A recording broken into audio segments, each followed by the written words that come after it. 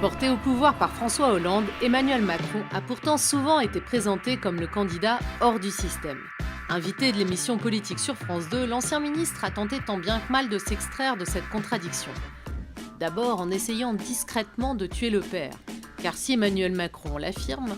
Je n'ai, contrairement à beaucoup, jamais manqué de respect à François Hollande. Il tente pourtant de s'en détacher systématiquement. En premier lieu, il rappelle ses désaccords passés quand il était conseiller, puis ministre. J'ai été conseiller pendant 2 ans. Comme je n'étais pas d'accord avec tout, je suis parti. Je n'étais pas d'accord avec l'absence de réforme économique qui allait plus loin. Je n'étais pas d'accord avec la déchéance. Je n'étais pas d'accord avec la politique européenne. Puis il tourne en dérision le président sortant. En février 2012, pour exprimer sa solidarité avec les salariés d'ArcelorMittal à Florange, le président de la République était monté sur la plateforme d'un camion de la CFDT. Écoutons à présent ce que dit Emmanuel Macron. Je considère qu'une campagne présidentielle, c'est pas pour faire des propos d'estrade avec des promesses qu'on ne sait pas tenir. C'est trop facile. Parce que je vais faire quoi? Je vais aller sur un camion et je vais aller dire avec moi ça fermera pas, et on sait que c'est pas vrai.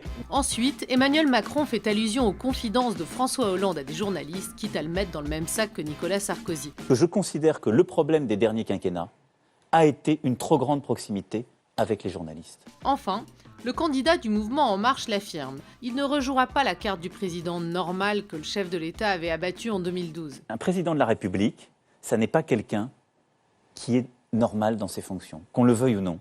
C'est quelqu'un qui prend des décisions qui sont parfois difficiles, qui est confronté à des choses graves et profondément difficiles. Donc c'est pas quelqu'un de normal.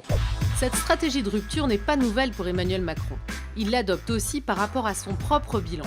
Car s'il déclare sans hésiter « J'assume tout », je vous rassure, j'assume tout. Il a pourtant déjà tenté de minimiser son rôle dans certains dossiers. 2 jours plus tôt, face à Nicolas Dupont-Aignan, l'accusant d'avoir augmenté les impôts de 60 milliards, il affirme... Et à ce moment-là, je n'étais pas ministre dans la période que vous indiquez. Ah bon, non, c'est jamais vous. On peut être factuel. C'est jamais vous. Pas ministre, peut-être, mais Emmanuel Macron était le conseiller économique du président. Il a directement inspiré cette politique qui a consisté à augmenter massivement les impôts des ménages. Il avait d'ailleurs reconnu franchement en 2015, toujours sur France 2. Le choc fiscal, c'est vous. Vous l'assumez? Mais je prends mes responsabilités. En 2012, on augmente en effet les impôts de manière substantielle. Et je crois qu'il ne faut pas se masquer, en effet, derrière ses responsabilités. Et c'est tout à fait ma part. La rupture n'est donc pas complètement consommée pour Emmanuel Macron. D'ailleurs, quand on lui demande si son gouvernement ne contiendrait aucun ancien ministre, il ne ferme pas complètement la porte. Il n'y aura aucun ancien Premier ministre, et à l'exception peut-être d'une ou 2 individualités, mais que je n'ai pas décidé. Je ne m'interdis pas 1 ou 2 exceptions, mais en très large majorité, ce ne sont pas des politiques qui ont été aux affaires.